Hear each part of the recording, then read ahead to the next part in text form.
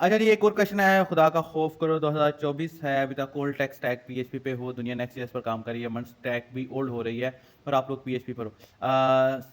ये क्वेश्चन जो है जिस भाई ने किया है, अच्छा मैं आपको ये क्वेश्चन का आंसर देता हूँ। देखिए, नेक्स्ट जीएस पर जाने से पहले आपको रिएक्ट आना बहुत जरूरी है। विदाउट रिएक्ट आप नेक्स्ट जीएस में एक्सपर्ट नहीं हो सकते। और अभी भी बहुत सारे सॉफ्टवेयर रिएक्ट पर चल रहे हैं और बहुत सारे सॉफ्टवेयर जो कि नए आने वाले हैं वो नेक्स्ट के ऊपर चल रहे हैं। अब ओल्ड क्लाइंट्स को तो हम नहीं छोड़ सकते।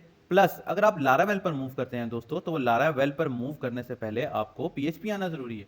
दैट इज द रीजन आपको पहले पीएचपी सिखाई जाती है, फिर उसके बाद लारावेल सिखाई जाती है। आप आउटलाइन को आपने ठीक तरह फोकस नहीं किया है। ये जो आउटलाइन आपके सामने बनाई गई है, इंडस्ट्री की हालत को देख के बनाई गई है कि इंडस्ट्री में जब एक बिगिनर कदम रखता है तो उसको किस लेवल पर जाकर सीखने की जरूरत है। हमारे यहाँ लोगों को HTML CSS यूट्यूब से आ जाती है और वो अपने आप को डेवलपर समझने लग जाते हैं कि भाई हम डेवलपर हैं, हमने पता नहीं क्या सीख लिया, हालांकि उन्हें उस फील्ड का एफ भी नहीं आता होता। तो भाई HTML and CSS and JavaScript तो बहुत दूर रह गए हैं, ठीक है।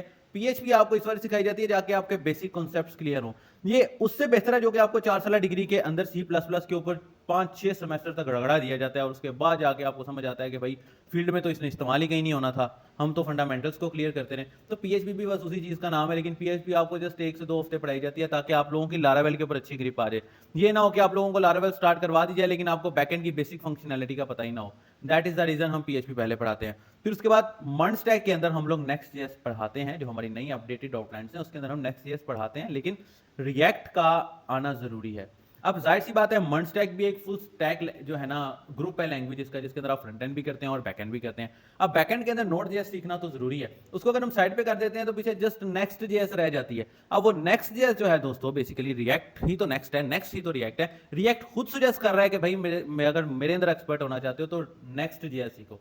अब रिएक्ट अगर खुद जो है सजेस्ट कर रहा है तो इसका क्या मतलब हुआ कि भाई रिएक्ट का आना जरूरी है।